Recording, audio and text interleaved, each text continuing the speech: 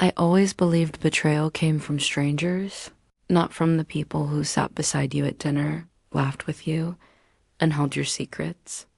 I believed loyalty was automatic when history was long. I believed that if something was wrong, the people closest to me would protect me. That belief is what hurt the most. Looking back now, the signs were there, scattered across ordinary days. Late replies, canceled plans, conversations that felt rushed, like everyone knew something I didn't. I told myself I was imagining it. I told myself I was being insecure. I trusted the people in my life more than I trusted my instincts. I remember one evening clearly. I was sitting on the couch, phone in my hand, staring at a message I had sent hours ago. No reply, again. My husband had been distant all week, but that night felt heavier. The house was quiet in a way that made your thoughts louder. I decided to call my best friend. She answered on the second ring, cheerful as always, her voice familiar and comforting. We talked about nothing important at first, work, random gossip, small complaints.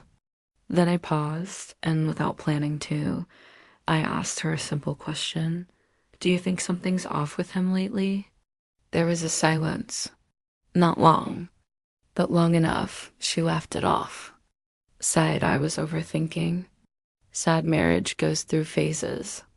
Sighed I should relax. I wanted to believe her, so I did. After all, she had been in my life longer than my husband. If anyone would warn me, it would be her. That night, I went to bed convincing myself everything was fine, thought it wasn't. Over the next few weeks, the distance grew. My husband became more guarded with his phone. He smiled at messages he didn't share. He left the room to take calls. When I asked questions, he reassured me just enough to quiet my doubts, but never enough to make them disappear.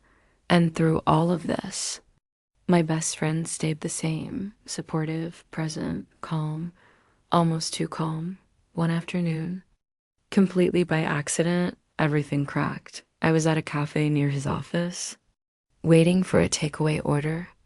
That's when I saw them, sitting near the window, laughing, leaning in close, his hand resting on hers like it belonged there. It wasn't dramatic.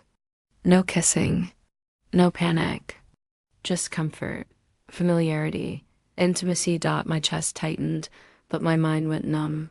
I didn't confront them. I didn't cry. I stood there frozen, watching my reality rearrange itself. Later that night, I confronted him. He didn't deny it. He didn't even look surprised. He said it had been going on for months. When I asked the question that mattered most, who else knows? He hesitated. Then he said her name. That was the moment that broke me more than the affair itself, because suddenly, every conversation replayed in my head. Every time she told me to relax. Every time she defended him. Every time she looked me in the eye and said nothing. I didn't scream. I didn't call her. I didn't even cry that night. I just sat there, realizing that the deepest betrayal isn't always romantic. Sometimes it's silence. Where are you watching from right now? Drop your city or country in the comments. I want to know how far this story travels. In the next part, I'll tell you what happened when I finally confronted her, and why her response changed everything I thought I knew about loyalty. After that night, everything felt unreal. I moved through my days like I was watching someone else's life from the outside. My husband slept in the same bed, spoke the same words, but he felt like a stranger. And my best friend? She was still there, texting me, calling me, asking if I was okay. That was the part that hurt the most. She knew. And she was still checking on me, pretending nothing had changed. For 2 days, I said nothing. I didn't confront her right away. I needed to understand something first. I needed to know why. Why would someone who claimed to love me choose silence over truth? Why protect him instead of me? On the third day, I asked her to meet. I didn't accuse her over text. I didn't hint. I simply said, "Can we talk? I really need to see you." She agreed instantly. We met at the same cafe we had gone to for years. Same table, same drinks, same casual smiles. If someone had been watching us, they would have thought nothing was wrong. I didn't ease into it. "I know," I said. Her smile froze. Just for a second, but I saw it. "I know about him." "And her," I continued. "And I know you knew." She didn't deny it. That's what shocked me most, Dot. She looked down at her cup and said quietly, "I didn't want to hurt you." That sentence stayed with me. I didn't want to hurt you, Dot, as if lying didn't hurt. As if watching me doubt myself didn't hurt. As if protecting my husband while I trusted her didn't hurt. I asked her how long she'd known. She said, "Almost from the beginning." Almost from the beginning, every laugh we shared. Every conversation where I questioned myself.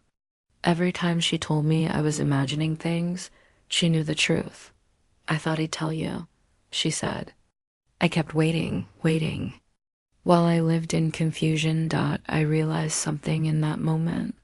Silence is a choice, and she chose him. I didn't raise my voice. I didn't cry. I just asked one question: if it was me cheating, would you have stayed silent for him? She didn't answer. That was my answer. I stood up, paid for my drink, and walked out without another word. Not because I was strong, but because I was done explaining my pain to people who helped create it. That night, I blocked her number. No long message. No goodbye. No closure speech. Some people don't deserve explanations. They deserve distance, and strangely, I felt lighter, not healed. Not okay, but clearer, because I finally understood that betrayal doesn't always come with drama. Sometimes it comes quietly, from someone who smiles while watching your world fall apart. Let me ask you something. Have you ever been betrayed by someone you trusted more than anyone else? Just answer yes or no in the comments, Dot, in the next part. I'll share what happened when I stopped begging for honesty and started choosing myself instead. Cutting her off should have been the hardest part. Losing someone I called a sister, someone who knew my past, my fears, my dreams. But strangely, once she was gone, the silence felt cleaner, honest. It was the kind of quiet that doesn't confuse you. The real battle started at home, Dot. My husband tried everything after that. Apologies, promises, long conversations that went nowhere. He said he felt lost. He said it meant nothing. He said he never planned for it to go this far. But every explanation felt like another way to avoid responsibility. What hurt wasn't just the fair, Dot. It was the teamwork behind my back. They had shared conversations I wasn't part of, decisions I didn't consent to, a version of my life where I was the only one unaware. And once I saw that clearly, something inside me shifted, Dot. I stopped arguing. I stopped asking questions. I stopped explaining why I was hurt, Dot. Instead, I started watching. I noticed how uncomfortable he became when I stayed calm. How nervous he got when I didn't react the way he expected. When I didn't cry, didn't beg, didn't threaten to leave. He kept asking, "What are you thinking?" And for the first time, I didn't tell him. I focused on myself. I spent time outside the house, reconnected with parts of my life I had ignored. I remembered who I was before I became someone's wife, someone's comfort, someone's safety net. And the more I did that, the more power shifted. One evening, he finally asked the question he'd been avoiding. "Are you going to forgive me?" I looked at him and realized something important. Forgiveness isn't something you owe someone just because they're sorry. And love doesn't survive where respect dies. I didn't answer right away. I just said, "I'm deciding." That scared him more than any argument ever had, because for the first time, I wasn't reacting to his actions. I was choosing my future. And here's the truth. No one talks about When you stop fighting to be understood, people start realizing what they're about to lose. Let me ask you something. If you were in my place, would you forgive? Or walk away? Type forgive or leave in the comments dot in the final part. I'll tell you what choice I made and why it changed everything. I didn't make the decision overnight. I didn't pack a bag in anger or shout my way out of the house. I did something quieter than that, Dot. I chose clarity. One morning, while he was still asleep, I sat alone in the living room and asked myself a question I had been avoiding for weeks. If nothing ever changed, could I live like this? Not could I survive, not could I forgive, but could I respect myself if I stayed? The answer came instantly, dot, no dot, that single quotes, when I realized something important. The affair broke my trust, but the silence around it broke my sense of safety. My husband chose betrayal. My best friend chose silence. And both choices left me standing alone in a truth everyone else had already accepted. Dot. Later that day, I told him calmly, I'm not angry anymore. I'm just done. He cried. He begged. He promised therapy, transparency, change.